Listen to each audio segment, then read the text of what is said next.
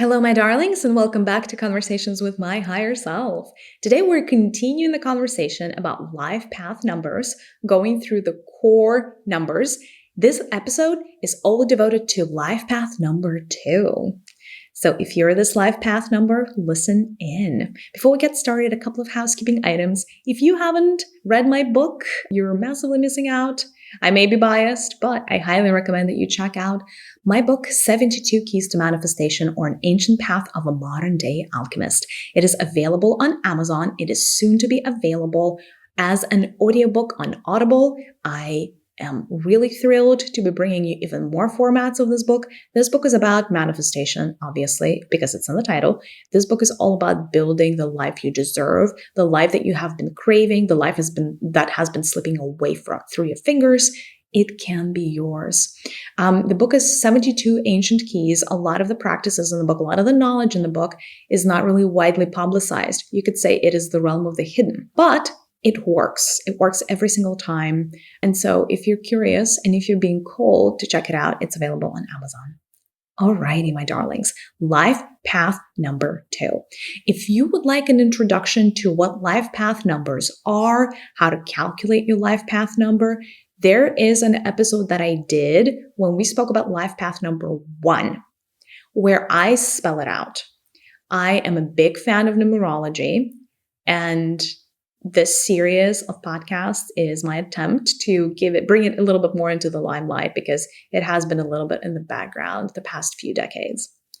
Alrighty, my darlings. So if you are a life path number 2 or somebody that you know is a life path number 2, this is an episode for you. Hopefully this provides some good context for you. Maybe this starts explaining some of the deeply rooted patterns that you have known to be true about yourself. And hopefully it starts shedding some light on some of the challenges and the blessings that you carry within your own blueprint. Just as a quick reminder, your higher self selects your life path number before you incarnate. It is a very intricate process. It is not a random process. It is extremely well thought out. And depending on your life path number, who you are is going to be very different. Like what energies of your higher self show up in your physical human body is going to be extremely different. Your hair, your eye color, your constitution, your complexion, all of it is going to be decided after your higher self decides upon your life path number. Your life path number very often dictates the core conflicts as well as the core blessings, the core opportunities of improvement of your entire life. So it is one of the major keys. It is a massive unlock if you're trying to understand what's going on, if you're trying to get a glimpse into your purpose. If you're confused one way or another, I would always start with a life path number because it's one of those first keys that I think every human needs to know about themselves so as to not miss out on the bigger picture. Because as we are in the weeds, on the treadmill, on the little hamster wheel of day in and day out of Maya and illusion, the matrix, nothing wrong with it. We all signed up for it. It's a beautiful, mathematically precise system that helps us evolve at soul level.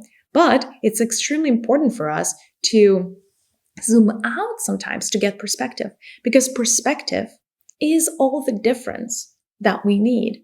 It is the difference between living a happy life and a miserable life. It all comes down to perspective. And your life path number is a key to help unlocking the right perspective on who you are. I love life path number 2. It is one of the numbers of the divine feminine. It is also one of the first numbers. So it's essentially, if you listen to the previous episode or not, I'm just going to give you a refresher, right? So the first 3 numbers in terms of life path, and by the way, there are 1 through 9, right? So number 1, 2, and 3. These are the life paths that jumpstart certain energies. So 1 jumpstarts them. If you guys are familiar with cardinal signs in astrology, it's the same thing. The cardinal sign is the first sign and that first spark that starts a particular element. For instance, your Aries is your cardinal sign in the fire arena. And so 1 is the cardinal number, if you will. It is the number that jumpstarts masculinity on planet Earth. 2 is the same thing, only for femininity. It is that primary number of femininity. It's where it's kind of like the genesis, the inception of the waters, of the feminine vibration. So first was the fire and second came the water. And the third one is a materialization number. And we're going to get to that, or the number of creation. It is the number of the Trinity. But again, it is the jump starting. It's that first number of creative energies. So life path number 2 is an evolution from the life path of 1. 1 is all about oneness. 1 is all about me, myself, and I. 2 is about us. 2 goes on a journey of understanding others. 2 goes on a journey of understanding societies and societal structures. And you do that through empathy, through introspection, through understanding, through undergoing experiences and challenges that introduce you to many different people of many different walks of life and many different circumstances in relationships. 2 is also a life path of relationships. And so it is the focus of number 2 is the opposite of the focus of number 1. It is, while very introspective and very gentle and very soft, comparatively speaking, because it's the energy of flow and the energy of water and the energy of the mother and the energy of the nurturer and the energy of the caretaker. 2, by definition, cannot be egocentric. 2, by definition, thinks first of another. So this is a very beautiful exploratory path where first you consider others and then you consider yourself, where understanding others becomes a priority, where challenging yourself to relationships or into relationships that are harder perhaps becomes a means of your own learning and your own evolution. 2 is the energy that brings harmony and consideration for others into the universe. Now, it is not all purple rainbows and unicorns, right? Because we live in a third-dimensional world and harmony is extremely hard to achieve. So 2 could also be struggling with things like, how do I find the middle ground between keeping me and it like my interest at heart, as well as understanding what this other person needs from me? How can I find middle ground? So 2 is extremely, extremely concerned with balance and the scales, like the Libra scales of like give and take, right? The give and take is an extremely important lesson to learn and balance to achieve for a 2.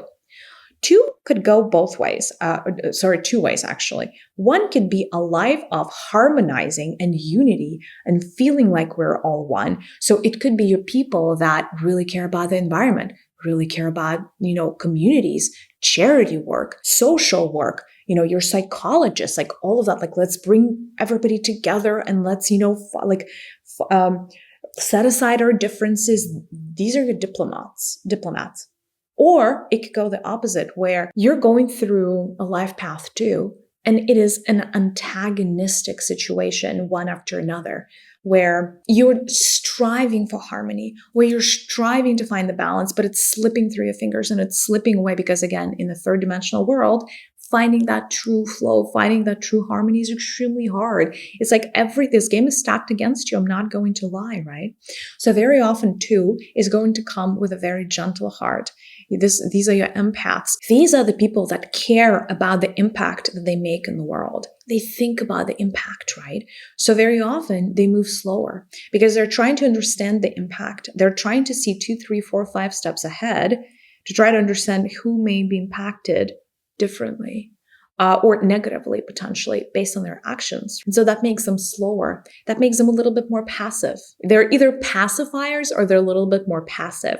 They could also be a little bit more internalized, meaning their energy doesn't always move externally. Very often they're here to harmonize their own vessel first. So your 2s can be extremely, extremely obsessed with, perfecting themselves, doing work to improve themselves, like self-improvement work, working with a coach, going to a seminar, so they are a little bit obsessed with this little perfection bubble or this perfect state that they would like to achieve.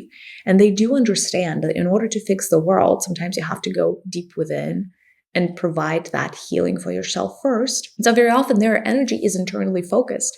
Not often, but not always, but very often they're going to be slightly more introverted than extroverted. Again, they're not trying to put too much of themselves into every conversation. In fact, they're really better listeners than talkers. They could be a little bit more private on the private side, but at the same time, they're incredible people from the standpoint of they care about others, they strive to do the right thing.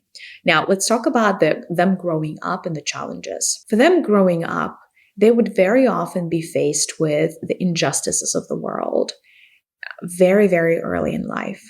They would notice things and certain things would rub them the wrong way. Like certain things in society would just irk them deeply as an injustice, like a social injustice or otherwise. And it seems like everybody around them is unaware. And so they could become hurt by it. Like what would be a good example? I don't know. For some of you, it could be like you notice that other people ate animals and you're like, well, this is unfair because an animal also suffers, right? And so that goes back to empathy, right? They don't really differentiate between, like they don't make their pain the most valid pain of the universe. They factor in pain, and for them, whoever is feeling the pain, it is an equally valid emotion and frequency, not just their own pain matters, right? So they do feel for plants, they do feel for animals, they do feel for underprivileged people and the homeless and, the disabled and everybody, right, who's suffering, right? So they carry that vibration of deep compassion for others inside of their own blueprint. But despite of that, right, they may feel like they got plucked into a world with a lot of uncertainty and a lot of injustice and a lot of pain and suffering. And because of that, they may actually be a lot more prone to depression than other types because it feels like the amount of negativity in the world is just too much. This is also the emotional type. Your life path number 2 is an emotional person.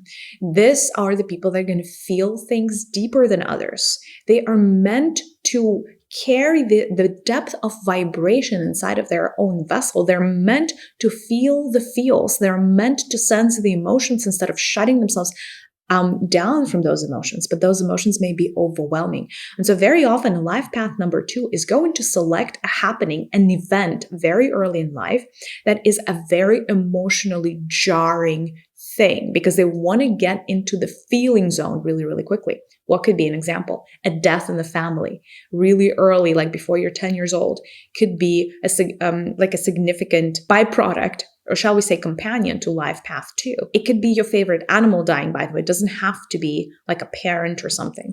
But it is the kind of death that really touches you on a deep visceral level. It is not the kind that, that doesn't affect you. No, you're going to be deeply wounded by it for whatever reason. Maybe you feel like the person that left you now, left you without any means, or like now you're alone or you're not getting the love because that person that loved you is gone, or that your favorite dog that provided you comfort is no longer there. So there would be a happening to cause you a deep, deep emotion. It could be abandonment, actually, sometimes. Not often, but it does happen, right? So you could choose, it could be adoption, being given up for adoption, for instance. That could be like a form that this could take. But there is like some sense of suffering. It could also come in a form of your free will being taken away from you. It does happen also in many instances where you just, I don't know, you're given to like a private school and then you cannot do certain things, or, there are other things that are more ominous. I don't know, like rape, which is not something we want to go into, especially if we're talking about children. This is kind of like really even, kind of disgusting and to just even think about. But, those experiences could be placed in your life by your higher self. Not that your higher self is the greatest villain, but again, we need to understand and we need to get the perspective that something that happens to you doesn't happen to you, it happens for you, and it leads you to your personal evolution. It leads towards you making the right choices. It leads towards you understanding who you are at soul level and evolving, right? So there could be a lot of pain and suffering for number 2s. There could also be like you feel the disharmony in societies deep in your heart. So very often there's going to be a lot of heart wounding. All my fellow boys and girls of life path 2, your heart is your greatest treasure. Know that. Know that you have come here with the most extraordinary asset, and that is your heart. Now, because it was so soft and it was meant to contain so much love for humanity, so much compassion, so much forgiveness, so much understanding, you are the ones that have the highest propensity to have all kinds of heart trauma. So for those of you that belong to this group, I highly, highly recommend you go to my podcast with meditations, our Sacred Universe podcast, and listen to my heart meditations. I must have made 10, I kid you not, because this is a big problem for humanity, closed down hearts. But you feel everything so deep. And so it is so much easier to wound your heart. And I find that it is so hard then for you to take yourself out of the vicious circle of being wounded over and over and over again until even you attempted to close down your heart. And when your heart is closed down, you cannot be the medicine that you are here to be, because life path 2 is the medicine.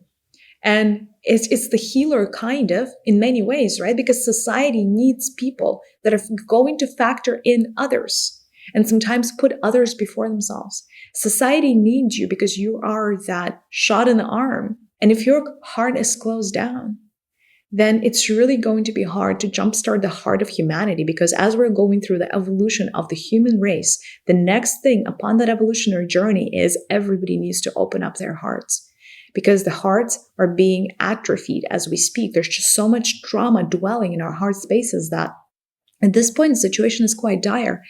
And it is up to a life path number 2 to help jumpstart the hearts of humanity, because they are the harmonizer. They are the relationship people. They're the divine feminine carriers. And it doesn't mean that they're all women by any stretch of imagination. All genders, every human carries within themselves both the masculine and the feminine energies. Being a life path number 2 doesn't make you feminine in the same way that being a life path number 2 doesn't make you a guy, if you know what I mean. It is just the vibration that you carry. And it is a beautiful vibration. It is a healing vibration. And right now, it is so much needed on planet Earth. And so my suggestion for you would be heal your heart and understand how much of a treasure you are, right? Because the problem is, if you spend your life in your own kind of like sheltered reality that you built for yourself, because when you were a kid, you were faced with so much pain and suffering, including your own, that at this point, it feels like you've had so much, and also you feel powerless to deal with the outside world sometimes and the circumstances, right? So a feeling of powerlessness is a very common refrain and a very common affliction for people with a life path too. My heart goes out to you. Your healing your heart is the most important thing. It's your step 1 before you can bring others into your own cell of reality that is perfect and harmonized and full of love and full of tender, loving care, all of this that humanity needs so much. You are truly the future of this planet. And I know that the going is not easy sometimes, but a big chunk of carrying humanity into the age of the heart is on you. And it starts with healing your own beautiful heart, with allowing yourself to love you fully, with tuning down the inner critic and understanding that there's nothing wrong with you, that those things happened to you. You weren't weird or unlovable or any of the things you may imagine to be true about yourself, so that all those things happened to you in the past. All that happened was your higher self who wanted you to feel the feels. And that's another part. For a life path number 2, it is extremely critical for you to not close yourself down to feeling the emotions. You have to get really good at accepting whatever comes, good, bad, and everything in between. Accepting emotions so you can release those emotions, so you can be cleansing them. Because also one of the blessings of this path is being able to harmonize things and remove distortions. Energetically, vibrationally, emotionally, even physically, right? Sometimes life path 2 are really, really natural gifted healers of all kinds, of all modalities, healing modalities, right? And so if you came here as a litmus test, but also a person that's meant to transcend all the darkness coming their way, and then like you take in darkness, you give out light. That is kind of like what's happening with life path 2 numbers, right? You have to allow yourself to receive the energy the way it is. And I know that sometimes it really brings you down because you know that there's so much wrong in this world that it almost makes you want to give up. I tell you that you are not alone. You are always supported by your higher self and your spirit guides on this mission, and you're so much needed. And I just encourage you to keep going. You are wonderful, life path number 2. I'm sending you so much gratitude for the hard work, including your personal work as well as societal work that you're doing. I'm giving you a big virtual hug. Thank you, and I will see you in the next one. Bye.